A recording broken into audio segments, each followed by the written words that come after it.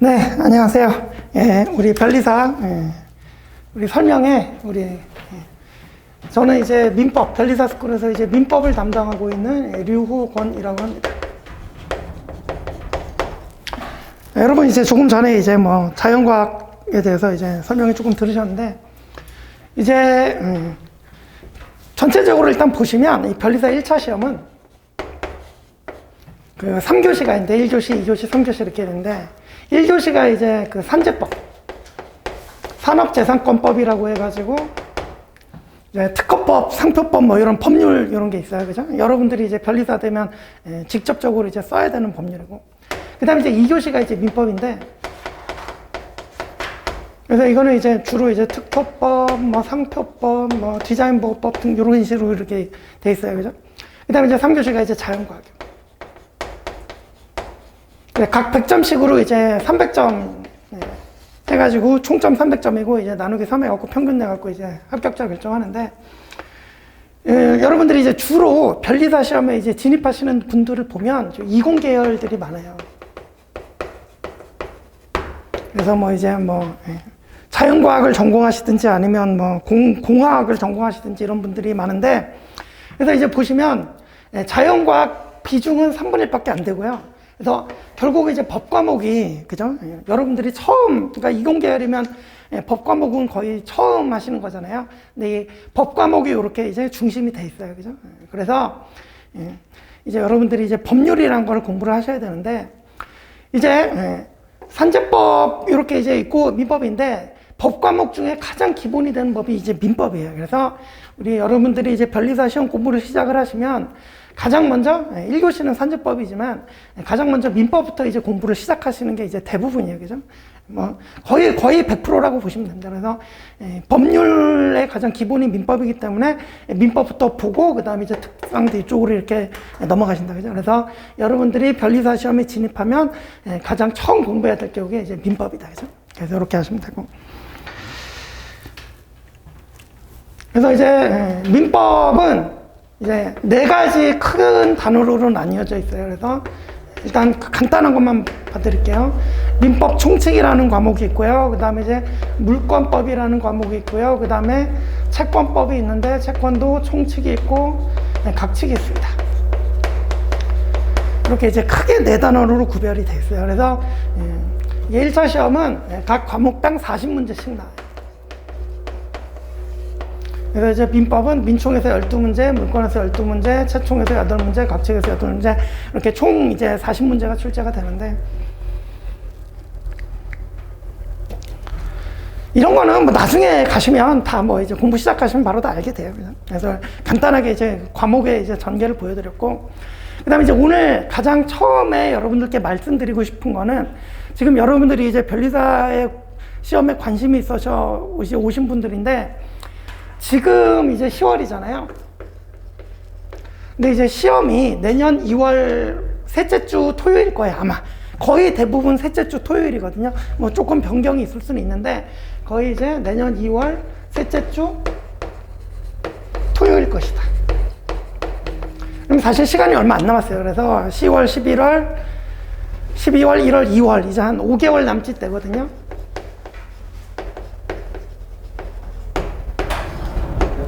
근데 이제 이게 변리사 시험이 1년 단위로 이제 가다 보니까 매년 한 번씩 시험이 있잖아요. 그래서 수험 기간도 사실은 1년이에요. 그래서 주로 이제 변리사 시험 진입하는 분들은 3월에 보통 시작을 해요. 그래서 2월 셋째 주가 이제 시험일이라고 그랬잖아요. 그죠? 그래서 1년 단위로 보통 가기 때문에 대부분의 수험생들은 3월에 진입을 합니다. 그래서 통상적인 학원의 커리큘럼도 3월부터 시작하도록 돼 있어요. 그래서 3월에 오자마자 민법 기본 강의부터 시작해서 일단 기본 강의 시즌이 있어요. 그 다음에 이제 중급 강의 시즌이 있고요. 그 다음에 이제 1차 시험은 다 객관식이야. 1차 시험은, 그러니까 2차 시험은 여러분들이 이제 논술로 서술형으로 보시게 되는데, 1차 시험은 전부 다 객관식. 그래서, 객관식 강의 시즌 이렇게. 객관식 시즌 이렇게 있고요. 요 시즌이 끝나고 이제 마무리 정리, 여러분들이 스스로 이제 마무리 정리를 하는 단계가 있어요. 그리고 이제 시험 날 가갖고 시험을 보시면 됩니다. 그래서 주로 이렇게 1년 단위로 돌아가거든요. 그래서 대부분 수험생들이 이제 3월에 진입을 해서 이렇게 1년 동안 공부를 하고 시험을 보고 그래요. 그죠? 그런데 이제 여러분들은 지금 10월에 지금 변리사 시험에 관심이 있어서 오신 거잖아요. 그래서 현실적으로는 사실 바로 내년 2월 셋째 주에 보는 그러니까 2022년 시험이죠. 그죠? 현실적으로 여러분들이 지금 2022년 시험에 바로 1차 시험을 합격한다는 것은 사실은 이제 현실적으로 좀 힘들어요. 당연하겠죠. 그죠? 왜냐하면 이게 기본 강의 시즌만 해도 민법만 해도 이제 기본 강의만 50회예요. 50회면 이제 10주가 걸리거든요. 10주. 2달이 넘어가요. 그죠? 민법 한 번 보는데. 기본 강의 한 번 듣는데. 그래서 이제 10주. 2달 넘어가고. 그 다음에 특허법 기본 강의, 상표법 기본 강의, 뭐 디자인, 그러니까 법과목 기본 강의만 다 들어도 5개월이 그냥 가요. 그죠? 기본 강의 한 번 듣고서 시험을 보러 간다. 점수 얼마나 나오겠어요? 안 나와요. 그죠? 네, 그렇기 때문에 여러분들이 이제 10월에 진입해서 바로 내년 1차에 합격한다는 것은 현실적으로 힘든 것은 분명해요. 그래서 주로 이제 3월부터 시작해도 뭐 이제 중간에 진입해서 합격하시는 분들도 있어요. 그러니까 이제 저희는 이제 많은 수험생들을 보다 보니까 11월에 진입해서 바로 다음에 1차에 합격하시는 분도 보긴 봤어요.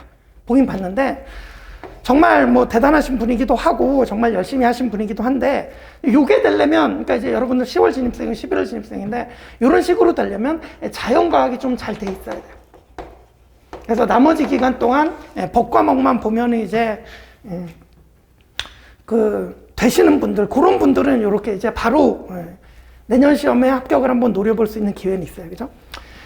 그래서, 근데 이제 제가 이렇게 세 과목을 보여드렸는데, 이게 통상적으로 1차 합격 시험 평균 내면은 70점대 후반, 보통 한 77에서 이게 매년마다 다르긴 한데, 77에서 78점 정도에서 커트라인이 형성이 돼요. 그래서 세 과목 평균 내갖고 77에서 78점 정도 사이에 이제 커트라인이 형성이 되는데, 이 자연과학이 물화생지 이렇게 과목이 이제 구성이 돼 있는데 물리, 화학, 생물, 그다음에 지구과학 이렇게 이제 네 과목으로 구성이 되는데 여러분들이 주로 이제 이공계열이 진입한다 그랬잖아요. 근데 아무리 이제 이공계열 전공이라 하더라도 자기 전공 과목은 잘하는데 다른 과목에는 약할 수밖에 없어요. 그죠? 그러다 보니까 자연과학이 사실 이 세 과목 중에 그러니까 합격자를 놓고 평균을 내보면 자연과학 점수가 제일 안 나와요. 이거 70점 맞기도 어려워요. 자연과학이. 그죠? 여러분들 이공계생들이 들어옴에도 불구하고 자연과학 점수가 70점 나오기가 어려워요. 요즘은 그러니까 2년 전까지만 해도 자연과학이 진짜 어려운데 그 다음 시간에 또 이제 또 나오셔갖고 또 이제 한번 또 설명해 주실 텐데 조금 이따 김민 선생님이라고 이제 나오셔서 설명해 주실 텐데, 근데 요즘은 지난 2년 정도는 자연과학이 좀 쉬워졌대요. 그래가지고 이제, 그러니까 그 2년 전부터는 60점만 맞아도 좀 합격 가능하다 그런 얘기가 있었어요. 그죠? 근데 이제 최근 한 2년 동안 자연과학이 좀 쉬워지는 경향을 보이면서 한 70점 정도 이렇게 맞을 수 있다고 그러거든요. 그러면, 자, 평균이 77, 78이 나와야 되는데 자연과학에서 이거밖에 안 나오면 결국은 여기서 채워야 돼요. 이해가시죠? 그죠? 그래서 민법이 최소한, 그러니까 민법이랑 산재법 둘 다 85에서 90점 정도 맞아요. 특히 이제 90점 정도 나와야 이제 안정적으로 이제 합격할 수 있는 점수를 맞을 수가 있어요. 그죠? 대강의 점수는 이렇습니다. 그죠? 그래서 이제 제가 이제 요거 말씀드리다 나왔는데 자연과학이 지금 당장 시험을 봐도 한 70점 정도 나온다, 60점 이상 나온다 그래서 나머지 지금 5개월 동안 여기에만 집중할 수 있다 그러면 내년 합격도 노려볼 수 있어요. 바로. 그죠? 이거 정말 대단한 5개월 만에 1차 합격하시면 정말 대단한 거예요. 그죠? 그래서 이제 통상 시작은 3월에. 그러면 이제 여러분들을 이제 생각해 보면 이제 10월에 지금 관심 있어서 찾아오셨잖아요. 그러면 내년 시험을 기준으로는 5개월밖에 안 남았지만 내후년 시험, 이제 23년 시험을 기준으로 하면 이제 12개월, 1년에다 5개월 더 해야 되잖아요. 그러면 이제 17개월이 남아요. 그죠? 17개월이 남아요. 그러면 일찍 시작하면 일찍 시작할수록 나중에 3월에 진입하는 수험생들보다 훨씬 유리해지겠죠. 맞죠? 그죠? 그래서 여러분들이 만약에 변리사 시험에 관심을 가지고 진입을 하시려면 하여튼 최대한 빨리 진입하는 게 좋아요. 남들보다 유리하게 가기 위해서. 그죠? 이렇게 일단 한 가지 말씀드리고, 그 다음에 지금 12개월 동안 이렇게 이제 뭐 시험의 합격 점수 우리 좀 높게 잡읍시다 이러고 가야지. 평균 80점 정도를 목표로 잡고 가셔야 돼. 그래야 1차에 안정적으로 합격할 거 아니야. 커트라인이 이 정도 해서 결정이 되면, 그죠? 이 정도는 목표로 잡고 가야 돼. 그죠? 그러면 1년 단위로 볼 때 이제 3월에 진입하는 수험생들은 이런 식으로 목표를 잡고 가겠죠. 그죠? 그래서 5개월 동안 뭐 요만큼 실력 쌓고 뭐 그 다음에 뭐 한 3개월, 그 다음에 이제 기본 강의 시즌이 5개월이면, 그 다음 중국 강의 시즌은 뭐 3개월 이런 식으로 줄어들거든요. 한번 볼 때마다, 그죠? 이런 식으로 이제 실력을 쌓아나간다고 생각하시면 되는데, 제가 이제 오늘 여러분들께 정말 가장 중요한 말씀 드리고 싶은 건 뭐냐면, 지금 여러분들이 한 요 시점에 있잖아요. 5개월 남았는데. 그죠? 그래서 제가 이제 5개월 더 하면 내후년 시험을 보면 17개월 남았다 그랬는데, 이걸 갖다 여러분들이 그래서 여기서 5개월 더 해갖고 이렇게 17개월 동안 80점 맞는다고 이렇게 생각하고 계시면 이거는 안 돼요. 이건 안 돼요. 이해가시죠? 그죠? 제 얘기가 뭐냐면 여러분들이 제가 분명히 현실적으로는 어렵다고 그랬어요. 내년 2022년 시험에 바로 1차 합격하는 거는 현실적으로 매우 어렵다고 말씀드렸지만 그래도 여러분들은 이걸 목표로 가셔야 돼요. 이해가시죠? 그죠? 그래서 5개월 동안 80점 맞는다는 목표로 반드시 내년 시험에 합격한, 현실적으로 어렵고 뭐고 그냥 떠나서 여러분들은 당장 내년 1차 시험에 합격한다고 생각하시고 공부를 시작을 하셔야 돼요. 이게 중요한 일이에요. 그죠? 이렇게 했다가 뭐 현실적으로 너무 어려우니까 불합격할 수도 있어요. 이렇게 해갖고 70점 맞고 떨어질 수도 있고 이렇게 돼갖고 60점 맞고 떨어질 수도 있어요. 그죠? 그죠? 하지만 이렇게 하신 분들은 나중에 이때 이제 3월에 같이 이제 준비 땅 하고 시작했을 때 남들보다 최소한 5개월 빨리 처음 시작한 분들은 0점에서 시작하는데 맞잖아요. 그죠? 처음 시작하는 분들 0점에서 시작하는데 요때 5개월 동안 진짜 내가 내년에 한번 붙어보겠다고 열심히 진짜 최선을 다해서 하면 70점에서 한 60점 정도 나오거든요. 그러면 출발점부터가 달라요. 60, 70에서 시작을 하는 거예요. 떨어져도. 이게 그러니까 올해 이렇게 지금부터 당장 시작하셔갖고 80점 넘겨서 합격하실 수도 있어. 그러면 진짜 좋은 거고, 그죠? 설령 그게 안 된다 하더라도 내년 3월에 이제 같이 시작할 때 남들보다 훨씬 앞서서 60점, 70점에서 그러니까 공부 한 2, 3년 한 사람이랑 똑같은 시점에서 시작할 수가 있단 말이에요. 이해가시죠? 그죠? 그렇기 때문에 여러분들이 지금 진입하는 시점에서 뭐 주변에 얘기 들어보고 뭐 그랬더니 뭐 지금 너무 진입이 늦어갖고 내년은 좀 힘들다더라 뭐 이렇게 얘기도 듣고 하셨을 텐데 그래도 반드시 내년 합격하신다는 생각을 가지고 바로 이제 공부를 하시면 그만큼 나중에 이때 이 그러니까 내년 시험에 올해 설령 떨어지고 2023년 시험을 본다 하더라도 그때의 합격 가능성을 배 이상으로 올릴 수 있어요. 이해가시죠? 그죠? 이렇게 이제 생각을 해주시고. 그래서 시작하려면 최대한 빨리 시작하시고, 지금 10월 늦었지만, 그래도 일단은 반드시 내년 시험에 당장 합격한다는 마인드로 한번 달려보셔라. 근데 그러려면 조금 전에 제가 이제 민법 기본 강의, 여러분들 하여튼 처음 시작은 민법 기본 강의부터 시작을 하셔야 돼요. 이게 법 과목의 가장 기본이다 보니까 이거부터 시작을 하셔야 되는데 50회라 그랬죠. 그래서 10주 걸린다 그랬죠. 이걸 갖다가 그 내년 시험에 합격한다는 목표를 가지려면 여러분들이 이거 5주 만에 해내야 돼요. 그죠? 그래서 지금은 이제 10월 달이니까 이미 민법 기본 강의도 다 끝나고 그래서 여러분 이제 민법 강의를 이제 인강으로 수강을 하셔야 되는데 인강으로 수강하면 좋은 게 그죠? 자기가 많이 들을 수가 있어요. 그래서 하루에, 그러니까 그 3월 진입한 분들은 이제 하루에 이제 1강씩 들으면서, 그죠? 10주 동안 듣는데, 이걸 갖다가 하루에 2강을 들으면서 이걸 5주로 줄인다. 이게 이제 중요한 포인트가 돼요. 이걸 해내셔야 내년 시험에 시험장에 들어가서 한번 시험을 볼 수가 있어요. 안 그러면 시험장 들어가기도 싫어요. 그리고 내년 시험은 반드시 보세요. 준비가 되든 안 됐든 반드시 들어가서 보세요. 그 경험도 중요해요. 시험장 경험도. 이해가시죠? 그죠? 그런 취지로. 그래서 근데 이제 시험장 갔으면 그냥 뭐 참가한다는, 그냥 가서 시험 뭐 그냥 분위기 익힌다, 이것도 뭐 그거 나름대로 좀 의미가 있지만, 그것보다도 최소한 시험장 가갖고 시험 문제를 한번 제대로 풀어볼 수 있어야 되는데, 그러려면 최소한 이거 한 번씩은 보고 들어가야 될 것 같아요. 그리고 마무리 단계 한번 정리는, 기본 강의만 듣고 들어가면 50점도 안 나와요. 그러니까 기본 강의 듣고 그 다음에 자기 나름대로 정리 좀 하고 그러고 들어가야 돼요. 그죠? 그런 시간을 확보하려면 이거 해내야 돼요. 이거 육체적으로 매우 힘들 겁니다. 그 3월에 시작하시는 분들 보면 하루에 1강 수강하고 복습하고 자기 걸로 소화시키는데 하루에 1강 간신히 해요.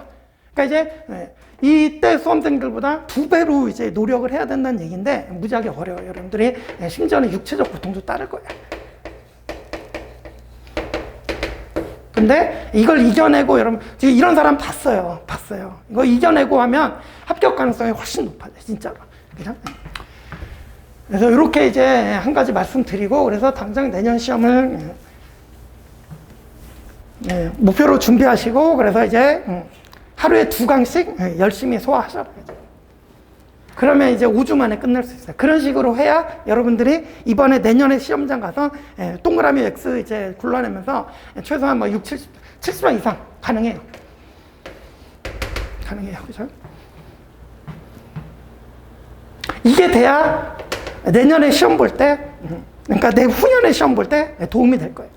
안 그러면 사실, 그러니까 지금 뭐 그냥 늦었으니까 내후년 생각하고 그냥 천천히 공부하자 그러면 사실 내년에 3월 출발하는 사람들이랑 별로 다를 게 없어요. 이해가시죠? 그죠? 근데 단지 좀 일찍 시작했다, 이것뿐이지. 그죠? 그렇기 때문에 반드시 이제 제가 이거 말씀을 드리고, 자, 그 다음에 이제 요거 이제 전체적 시험에 대한 이야기였고요. 이제 제가 이제 민법 강사다 보니까 이제 민법에 대해서 조금 말씀을 드릴게요. 그래서 오늘 이제 프린트 나눠드린 부분이 요게인데, 그래서 이제 민법의 특성 이제 보시면, 굵은 글씨 보시면 수험생들이 다른 과목보다 특히 민법을 어려워한다 그랬죠. 그죠? 그래서 밑줄 보시면 일단 양이 엄청나게 방대해요. 그래서 그러니까 기본 강의 제가 민법만 50회라 그랬죠. 다른 것보다 거의 배로 많아요. 그죠? 다른 것보다 기본 강의 횟수부터 배로 많아요. 그리고 산재법은 특허법, 상표법, 디자인보법 등 다 합쳐갖고 100점인데 민법은 단일 과목으로 100점이잖아요. 그죠? 그래서 요거 이제 우리 밖에 이제 여러분들 나가서 이제 보시면 샘플로 이제 교재가 있어요. 그래서 제 민법책은 이제 포인트 민법책이라고 있는데, 저 밖에 있으니까 이제 나중에 나가시다가 한 번씩 보세요. 보시면 이게 이제 940페이지 가량 돼요. 거의 1000페이지에 육박하죠. 그죠? 엄청 많아요, 진짜. 그래서 민법은 일단 많다.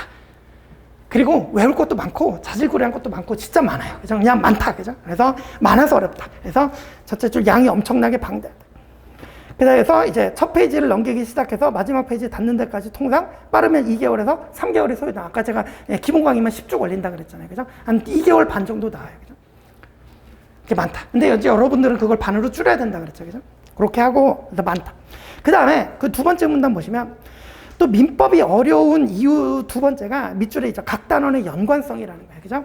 그래서 이 얘기는 이제 여러분들 시작할 때, 민법 공부 시작할 때 가장 중요한 얘기예요. 무슨 얘기냐면, 여러분들이, 그러니까 책이 1페이지부터 940페이지까지 이런 식으로 이제 진행이 되는데, 그러니까 책의 진행이 이렇게 되는데, 이 민법 총칙이라는 것이 물권하고 채권의 가장 기본적인 사항들, 공통되는 사항을 모아둔 게 민법 총칙이에요. 그죠? 그 다음에 이제 여러분들 이제 개념 모르시지만, 물권이라는 것도 물권이 변동이 되려면 채권부터 먼저 성립이 돼야 돼요. 그러니까 쉽게 얘기해서 이 과목들이 뚝뚝 떨어져 있는 별개의 과목이 아니라 연결이 다 돼 있어요. 이렇게 연결이 다 돼 있어요. 각 과목끼리. 그러니까 쉽게 얘기해서, 자, 민법 총칙을 제대로 이해를 하려면 채권법을 알아야 이게 이해가 돼요. 이해가시죠? 그러니까 처음에 이제 민법 총칙 책을 열어서 보게 되면 사실은 제대로 이해가 안 돼요. 그래서 여러분 성격 좀 꼼꼼하신 분들 이해 안 되면 못 넘어가고 또 보고 그러는데, 민법 총칙만 100번을 보잖아요. 민법 총칙만 100번을 봐도 이 민법 총칙 제대로 이해할 수가 없어요. 왜? 이 뒤에 걸 알아야 이게 이해가 되니까. 이해가시죠? 그죠? 그래서 이제 민법을 처음 공부할 때 중요한 포인트가 뭐냐면 처음에 이제 이해가 잘 안 되는 부분이 있어도 일단 끝까지 가봐야 돼요. 그래서 여기 있는 지식들을 조금씩 익히고 나서 이거 이제 우리가 이제 흔히 말하는 1회독 이런 얘기를 해요. 1회독. 그래서 1회독 하고 나면 그래도 이제 기본 강의 수강하고 1회독 정도 하고 나면 각 과목 그 목차별로 이제 기본적인 사항들은 습득이 되거든요. 그죠? 그걸 좀 알고 있는 상태에서 다시 돌아와서 민법 총칙을 보면 그러면 이제 이해 정도가 조금 높아져요. 2회독 때. 근데 2회독만 갖고도 모자라다고 그래요. 그래서 통상적인 수험생들 보면 최소한 3회독 정도는 돼야 그래야 이제 앞과 뒤가 연결이 되면서 아 이게 그런 얘기였구나 뭐 이런 식으로 이해가 점점 이해 정도가 높아지게 되는 거예요. 이해가시죠? 그죠? 그래서 민법은 이렇게 각 단원이 그러니까 교과서 순서대로 이렇게 쭉 공부해 나가면 되는 게 아니라 각 단원의 연관성이 있어서 이걸 알아 이걸 알고 이걸 알아 이걸 알고 이런 식으로 돼 있단 말이에요. 그죠? 그래서 처음부터 끝까지 가보는 게 중요하다. 되셨죠? 그래서 이제 다시 이제 두 번째 문단 밑줄 보시면. 그래서 이 민법은 각 단원의 연관성 때문에 이제 처음 공부하기 어려워요. 그래서 밑줄 나오죠. 뒤에 나오는 물건이나 채권을 알아야 비로소 민법 총칙을 제대로 이해할 수 있어요. 그래서 아래 밑줄. 민법은 한 권에, 그리고 이제 여러분들 1년 만에 해야 되니까 이 안에도 뭐 초등학교 1학년 수준부터 고등학교 3학년 수준까지 다 들어있을 거잖아요. 그죠? 그러니까 그거를, 여기 막 고3 수준 나오면 여기 있는 초등학교 수준 모르고도 이거 봐야 되니까 그러니까 어려워요. 처음 해볼 때. 그죠?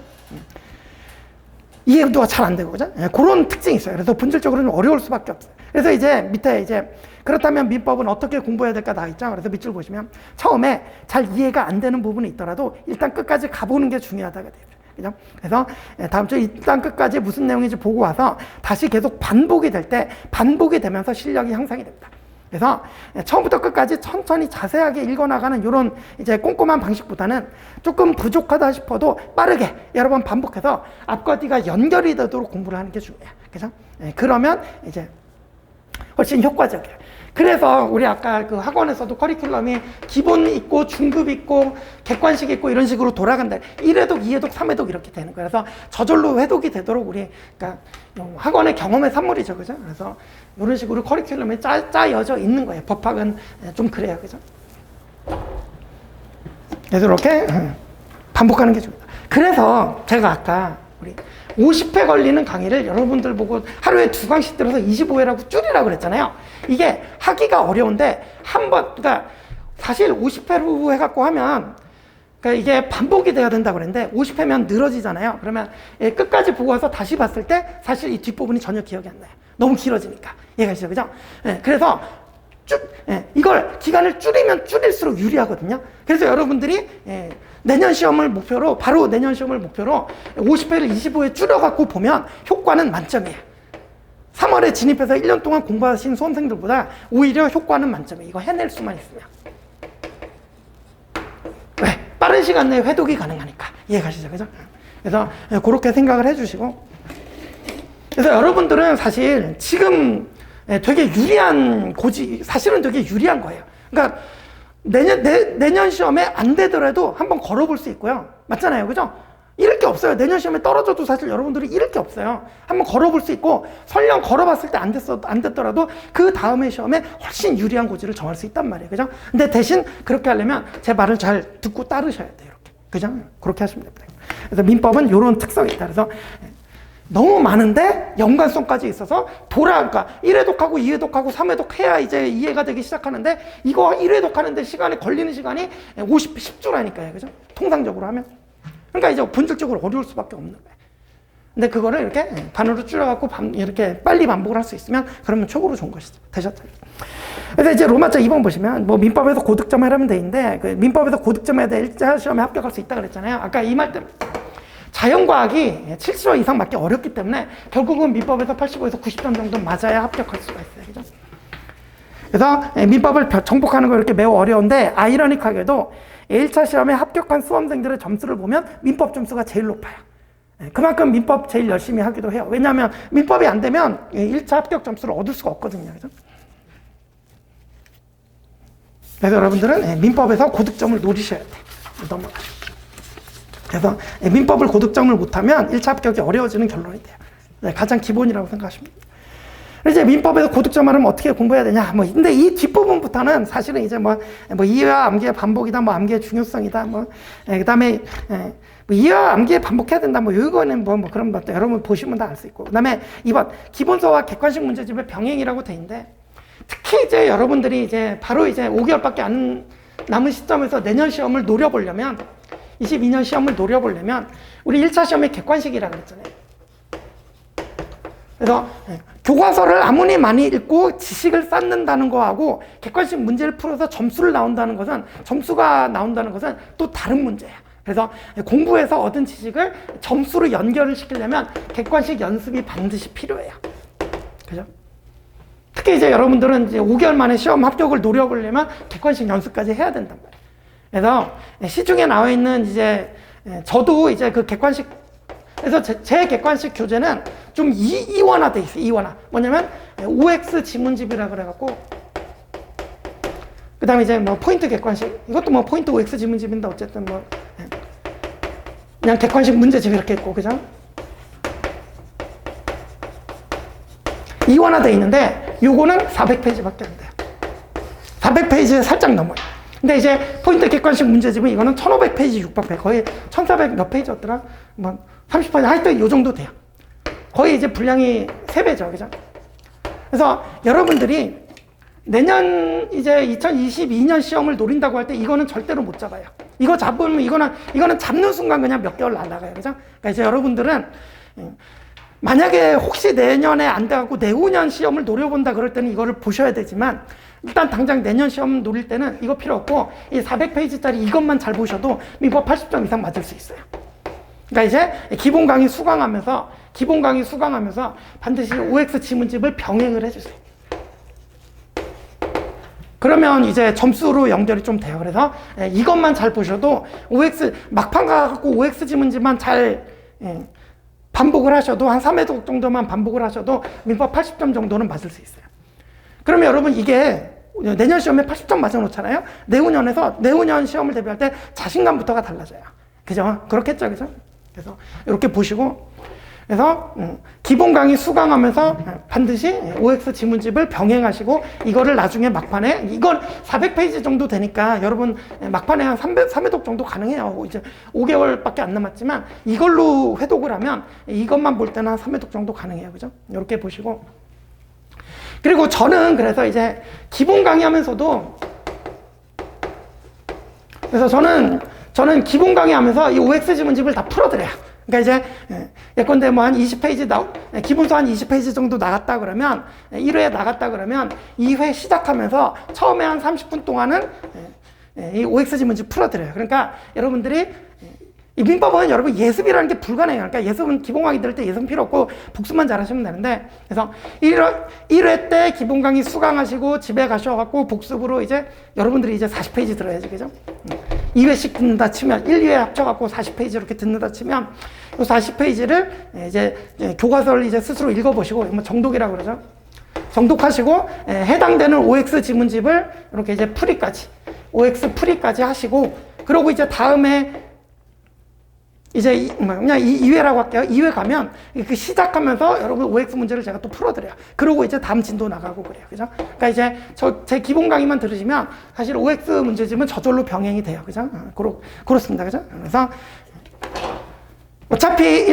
여러분 어차피 민법은 1차만 있고 2차는 없어요. 그래서 민법은 객관식 시험만 보면 되거든요. 그래서 반드시 이렇게 객관식 연습을 좀 병행해 주셔라. 특히 이렇게 늦게 진입하시는 분들은 바로 내년 시험을 위해서는 이렇게 객관식 문제집 병행이 좀 필요하다.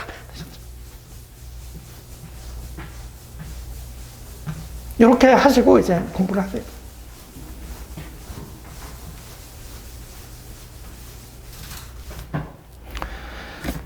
그리고 이제 그 제목 받고 됐고요. 이제 뒤에 넘어가시면 뭐 조문의 중요성이 이렇게 나와 있는데 우리 법학은 이것도 이제 간단하게 말씀드릴게요.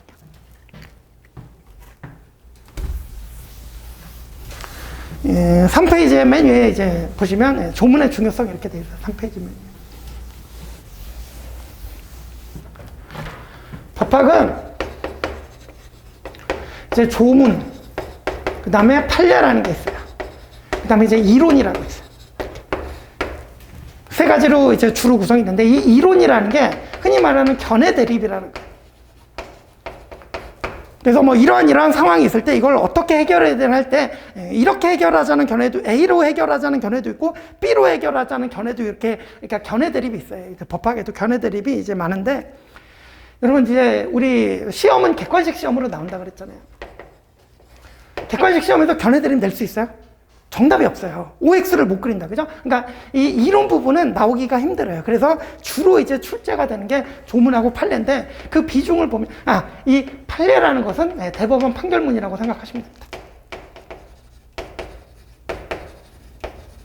대법원 판결문이라고 생각하시면 되는데, 이 판례가 거의 70%, 80%를 차지하고요.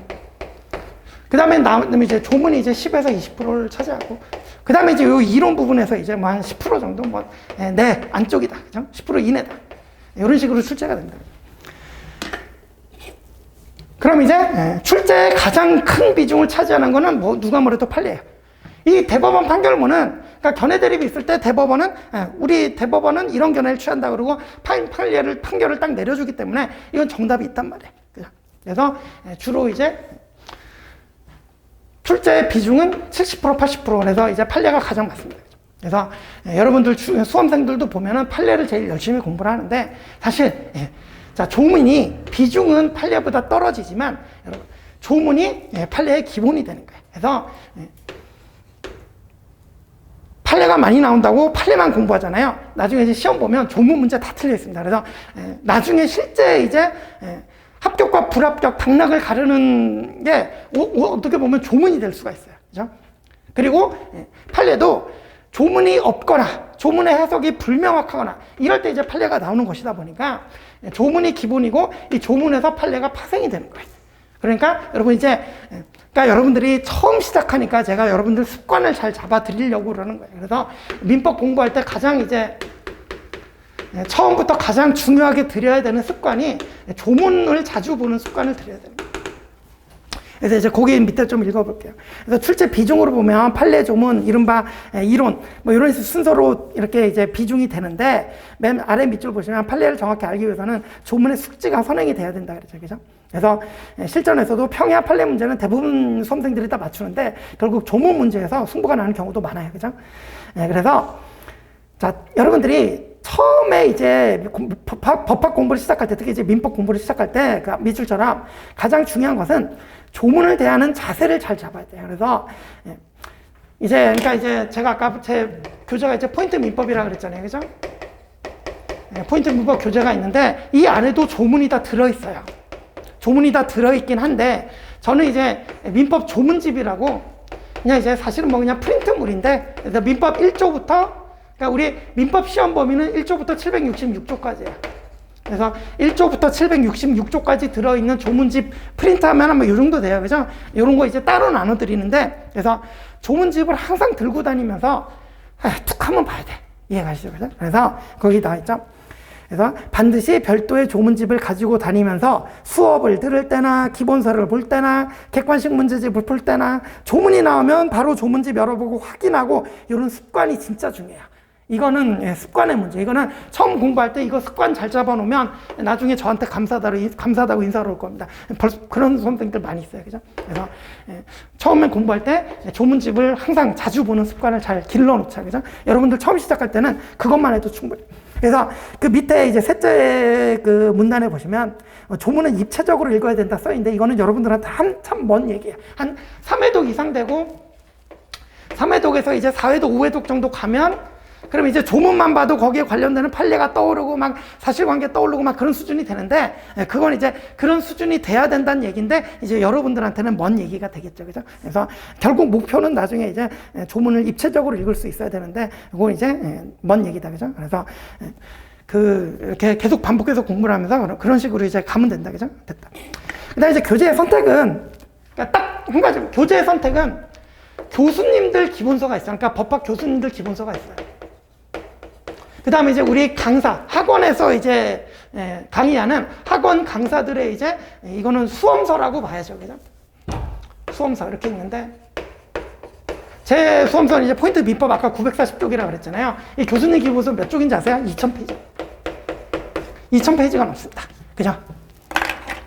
그리고 이 교수님 기본서에는 우리 교수님들 가장 중요한 거는, 그러니까 우리 시험에서 제일 중요한 게 그건데 교수님들이 가장 중요하게 생각하는 이거예요.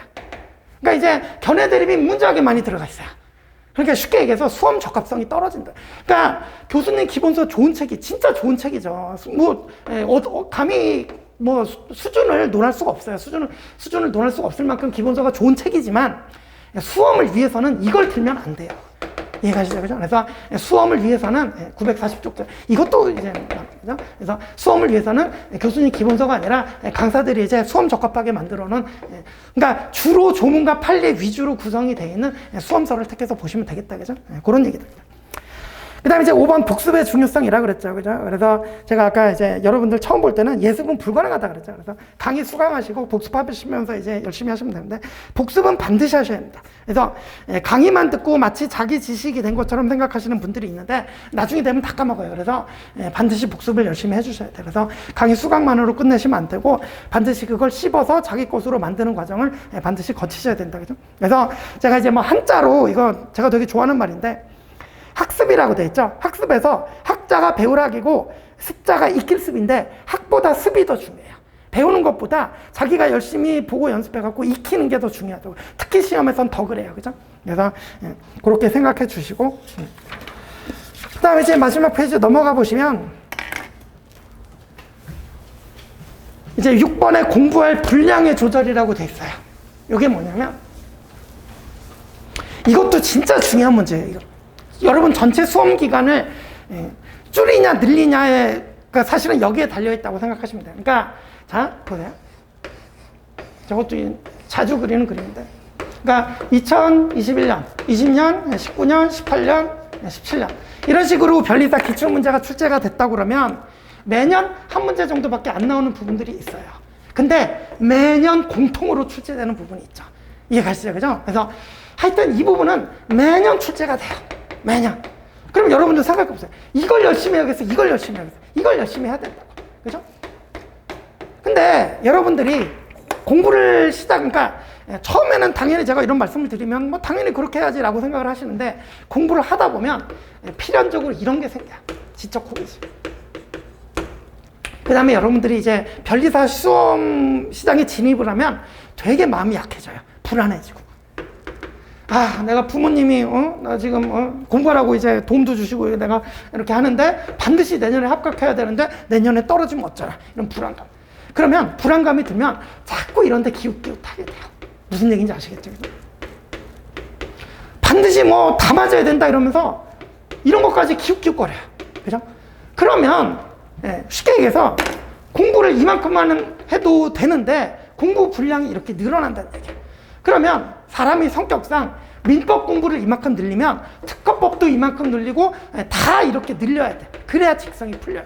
그러면 이런 식으로 공부를 늘려가다 보면 뭐가 기간이 길어지는 거야. 그러면 회독수가 줄어드는 거야. 이해가시죠? 그죠? 그렇기 때문에 여러분들 절대로 공부하면서 분량 늘리면 안 됩니다. 일단 이거부터 잘 정리를 하고 있다. 그래서 여러분들 제가 그러니까 여러분들 5개월 동안 반드시 집중적으로 해갖고 내년에 시험 보시라 그랬잖아요. 그러면 여러분들은 지금 내년 시험을 공부한다고 시험을 준비한다고 생각을 해보면 이런 거 볼 시간이 아예 없어요. 이거 하기도 빠듯해요. 그러니까 아예 여러분들은 이쪽으로는 사실은 저절로 눈도 안 가게 돼요.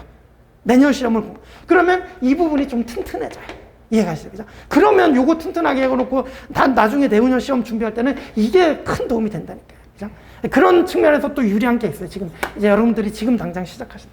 근데 여러분들도 올해 이거 좀 잘해놨잖아요. 그러면 만약에 내후년 가서 내후년 시험 본다고 이제 시간이 많아지잖아요. 그러면 이렇게 돼요. 이게 이렇게 돼요. 그죠? 요런 걸 좀 절제를 잘 하셔야 돼요. 이해가시죠? 그래서 제가 아까 이제 그 OX 지문집하고 포인트 객관식 문제집 있다 그랬잖아요. 그죠? 그러면 이 포인트 객관 문제집, 물론 이제 요것도 이제 안 들어있는 건 아닌데, 포인트 객관식 문제집은 제가 볼 때 그러니까 이제 여기 수험생들은 제가 이제 포인트 객관식이라 그러면 포객 그러면서 이제 뭐 불러요. 그래서 이 포객 부르는데, 이거는 이 객관식 문제집은 변리사 시중에 나와 있는 객관식 문제집 중에 아마 커버리지가 제일 넓을 거예요. 여태까지 이제 기출됐던, 그러니까 변리사 문제뿐만 아니라 변호사 문제, 뭐 법원행시 법무사 뭐 등등 기타 문제까지 해갖고 하여튼 민법 시중의 기출 문제라는 건 거의 다 들어있다고 보면 돼요. 그래서 이 포객 1450페이지짜리 이거는 그 변리사 시중에서는 아마 커버리지가 제일 넓은 문제집이 될 거예요. 그죠? 근데 이걸 보면서도 불안해갖고 다른 여기도 없는 거 자꾸 막 그래요. 그죠? 수험생들 보면. 그죠? 그럴 필요 있다 없다? 절대 없다. 그죠? 그래서 일단 이거부터 열심히 하시죠. 되셨죠? 그죠? 그래서 절대 공부 분량 늘리기 시작하면 수험생에서는 이제 공부 기간이 늘어난다고 생각하시면 돼. 수험 기간이 늘어난다고 생각하시면 돼. 이해가시죠? 그죠? 그래서 분량 조절 잘하자. 그게 이제 6번입니다. 공부할 분량의 조절. 그래서 이제 두 번째 문제 보시면 항상 이 지적 호기심과 불안함 때문에 이 적절한 제어가 필요해요. 그래서 남들 못 맞추는 문제 맞아야 합격하는 게 아니야. 남들 다 맞추는 문제만 다 맞아도 합격하는데 지장이 없어요. 그죠? 근데 남들 못 맞추는 문제 맞추려다가 여러분 신경이 자꾸 이쪽으로 가면 뭐가 무너져요? 이게 무너져요. 이게. 나중에 공부 막 3년 했대는데 시험 떨어지고 하고 왜 떨어졌나 저한테 이제 상담을 해오면 보면은 한심해요. 여기 있는 거 다 뻥뻥 뚫려 있어. 이해가시죠? 그죠? 그런 이제 취지가 되겠습니다. 그죠? 그래서 이제 맨 밑에 두 줄만 보실게요. 남들보다 더 많이 하려고 애쓰지 마시고 모든 기본서나 문제집에 다 나와 있는 전문가 기본 판례들을 더 정확하고 선명하게 확실하게 자기 것으로 만들어서 가면 그러면 오히려 좋은 점수가 나와요. 오히려. 이해가시죠? 그죠? 이렇게 생각하시고 이제 민법 공부를 시작을 하시면 되겠습니다. 그죠? 그래서 그 밑에 이제 마침표에도 써있지만 요거 이제 2장짜리 민법 뭐 그냥 그 공부 방법론에 대한 얘기인데 이거 버리지 마시고 민법 1회도 끝나고 한번 읽어보시고 2회도 끝나고 한번 읽어보시고 그러면 공부하는 방향 잡는데 도움이 좀 되실 거예요. 되셨죠? 그죠? 그러면 오늘 민법에 대해서 요 정도 말씀드리고 그리고 이제 다음 선생님께 또 이제 바톤을 넘기도록 하겠습니다. 뭐 여러분들 뭐 신다고 마음을 이제 먹으셨으니까 이제 열심히 하셔가지고 나중에 이제 좋은 결과 얻으시기 바라고요. 나중에 또 기회가 또 되면은 또 이제 뵙겠습니다. 그러면 또 다음에 뵙겠습니다. 수고 많으셨습니다.